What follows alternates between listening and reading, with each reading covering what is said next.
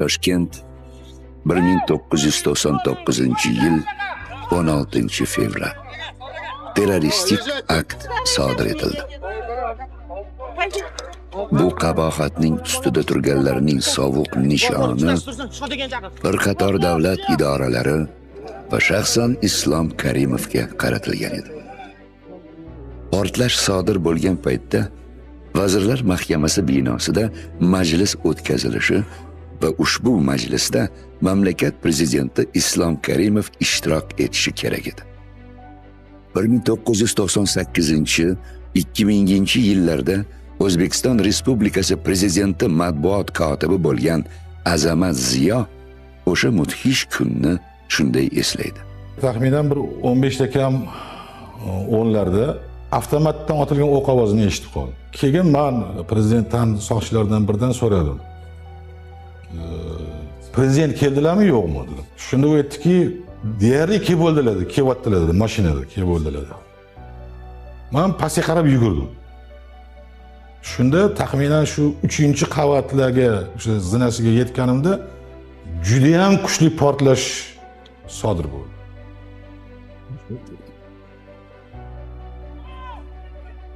Portlash sodir bo'lgan o'sha daqiqalarning o'zidayoq xavfsizlikni saqlash idoralari, ichki ishlar va o't o'chirish xizmati xodimlari voqea joylariga yetib borishdi va o'z burchlarini tezkor ravishda ado etishga kirishdilar. Shu 16-fevral kuni shu portlash yuz bergan paytda men o'zim xonamda o'tirdim. Portlash ovozini eshitishim bilan darrov dispetcherlarni men ulandim, sababini so'radim, nima bo'ldi? Ular aytdiki, portlash bo'ldi dedi. Shu hayajondan turib ularga darrov komanda berdim. Portlash bo'lgan joyga yonib o'tirish mashinalarini jo'natiladi. O'zbekiston tarixiga yozilgan o'sha fojiali kunda begunoh vatandoshlarimiz halok bo'ldi. Yuzlab insonlar yaralandi. Mana shu vaziyatda birinchi o't o'chiruvchiga e'tibor. Bizning asosiy birinchi vazifamiz bularni aniqlab, ularni qutqazish edi. Qayerda edik? Ichkaridan chiqib shu portlash boshlanganda chiqib ketdik-da, odamlarni bu yoqqa qochinglar, nima bo'lyapti deb kelsak, u o'tda otishma bo'layotgan ekan. O'shanda ikkita xonimdan o'q edim. Mana bu yerdan bitta o'qi, bittasi bu yerdan. Bu yerdagi o'qni bu yoq tomondan olishgan. Bu yerdagi o'qni mana o'rtani yorib olishgan. Prezidentning mashinalari shular kelib bir necha 10 metr qolganda shu portlash yuz bergandan keyin orqaga qarab qaytib ketdi degandan keyin men prezident devoniga qarab ketdim. Eng qizig'i prezidentning kabinetidagi oynalar zirhlangan oynalar. Taram bo'lib qolgan. O'sha ahvolni ko'rgandan keyin men aytdim, Islom aka, boshqa joyga o'tasizmi balki? Boshqa xavfsizroq joyga desam, Islom aka aytdilarki, sen bu gapni bir marta menga gapirding, boshqa gapirmang dedi. Bu nafaqat menga qaratilgan, menga qarshi qilingan xuruj. Bu eng avvalo xalqimizga, davlatimizga, mustaqilligimizga qarshi qaratilgan harakat. Har qanaqa sharoitda nima bo'lmasin, o'z hayot prinsiplaridan men voz kechmayman. Lekin yana mashinaga o'tirib xo'rdan ko'chaga chiqdilar. Kortej chapga Mustaqillik maydoniga qayildi. U voqea joyiga yetib borishni o'z vazifasi deb bildi. Har qanday xavf-xatarning sharpasidan cho'chimay, ishonch va qat'iyatlik bilan kirib keldi. Zero bu paytda tinchlik kushandalarining qo'poruvchilik harakatlari hali tinmagan. Poytaxtning yana bir nechta nuqtalarida portlashlar sodir bo'layotgan edi. Lekin u o'sha kuni o'z tamoyiliga ega haqiqiy Karimovning xarakterini yana bir bor ko'rsatdi. Voqea ro'y bergan joylarni ko'rgandan keyin intervyu beradigan bo'ldilar. Mana o'sha intervyu bo'layotgan paytda orqa tomonda yana bir portlash yuz berdi. Mana shu binoda shikastlangan, kerak bo'lsa yarador bo'lganlarni shularni hammasini gaplashib, ularni oldini olish kerak. Xalqimizga, aholimizga murojaat qilib aytmoqchiman, mana shu joydan turib. Vahima bo'lmasin. Agar menga yordam bermoqchi bo'lsangiz agar, vahima bo'lmasin. kuchimiz yetadi. Bularni hammasini aytaylik joy-joyiga qo'yish kerak bo'lsa, bu muttahamlarni nafaqat joyiga qo'yish, qo'lini kesib tashlashga ham qurbimiz yetadi, kuchimiz yetadi. Xalqimiz shuni bilsin. Shu voqea yuz bergan paytlarda, daqiqalarda men u kishining shijoat, mardlik, qo'rqmaslik, o'ziga bo'lgan ishonchi kuchaygan bo'lsa, kuchayganligini ko'rdim, susayganligini ko'rganman. Aynan o'sha kuni, demak, Vazirlar Mahkamasining yillik majlisi bo'lishi kerak edi. Shu majlis baribir bo'ldi.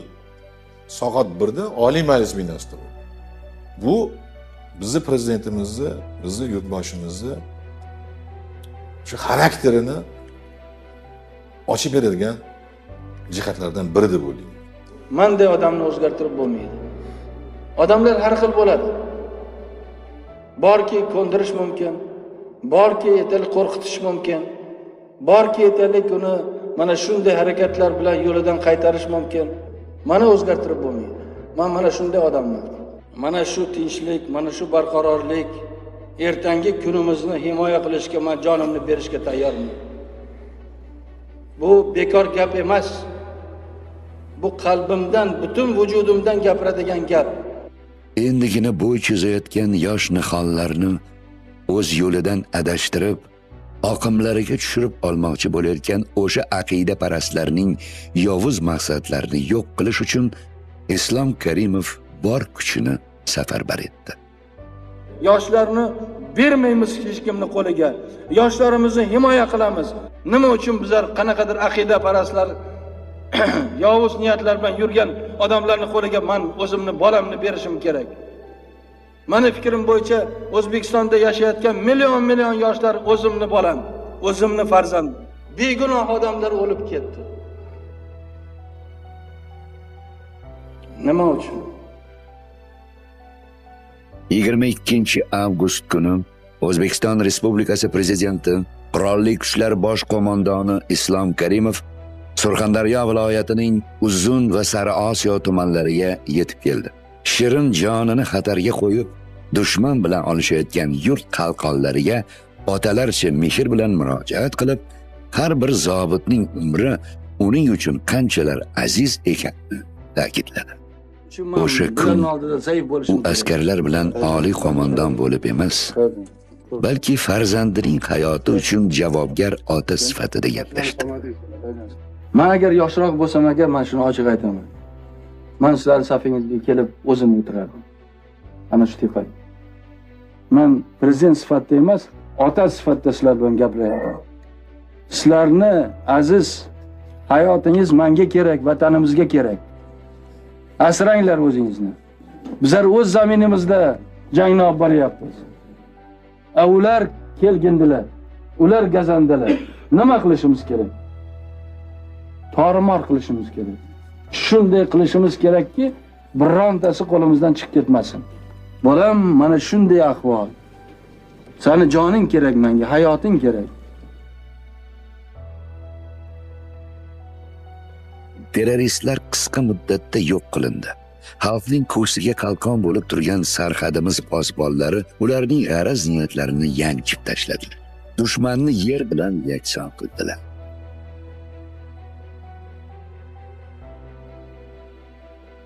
O'zbek askarlarining kuch-qudratini nazarga ilmagan bu g'alamislar chuchvarani xom sanaganliklarini tushunib ham ulgurishmadi. Xalqimiz baxtiga sarhadimiz lochinlari g'alaba qildilar. Lekin jang talofatsiz bo'lmadi. Bu mardu maydonda bir qancha o'zbek yigitlari vatan uchun aziz jonini fido etdilar. Bu prezident uchun katta yo'qotish edi. O'z farzandidan ayrilgan ota singari uning yuragini og'riq ezardi. Xalqi va prezidenti uchun qilgan qasamyodiga sodiq qolgan bu mard o'g'lonlar orasida Bobur G'aniyev ham bor edi. Farzand dog'ida qaddi bukilgan qahramonning onaizori Munavvar opa prezidentga maktub yo'lladi. Islom Karimov bu maktubni Oliy Majlisda o'qib eshittirdi. bosqinchilarga qarshi janglarda aziz farzandlaridan judo bo'lgan matonatli bir onaxonning yozgan xatidan o'qib bermoqchiman.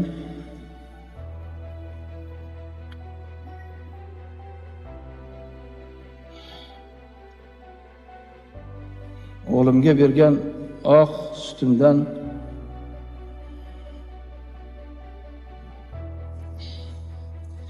mingdan ming roziman. Uning yosh umri zoya ketmadi. O'g'lim vatanni, xalqini himoya qilib jon fido etdi degan yurak so'zlari menga nihoyatda chuqur ta'sir qildi. Bizi onamiz, tuqqan onamiz, yana bizni onamiz bu vatanimiz. Vatanimizni kimdir bizni onamizni xafa qilsa, endi o'ylab ko'rlar biz qanday bularga oqibatda bo'lishimiz kerak. Vatan bizni ona bo'lgandan keyin bularga ham bizni onamizga qanday munosabatda bo'lgan bo'lsa, biz ularga ham xuddi shunday munosabatda bo'lamiz. Ular chuchvarani xom sanabdi. Ular nafaqat o'ylamasin, hattoki xom xayol surmasinki, O'zbekistonga kelib qandaydir O'zbekistonda o'zlarini qonunlarini yuritamiz, qandaydir betin narko biznesni qo'yamiz, tranzit uchun o'tkazamiz degan xom xayollar ham bo'lmasin. Biz o'zimizni vatanimizni, o'zimizni mustaqil respublikamizni har doim himoya qilishga qurbimiz yetadi. Güzel qurayotgan armiya qudratli armiya bo'ladi. Eng zamonaviy armiyalarni standartlariga mos keladigan, kerak bo'lsa ancha muncha aytalik, zo'ravonlarni aqlni kirgizishga qodir bo'lgan armiya bo'ladi degan fikrni men aniq shuni aytib, g'urur bilan aytmoqchiman. O'zbek xalqini mana shunday himoyachisi paydo bo'lyapti.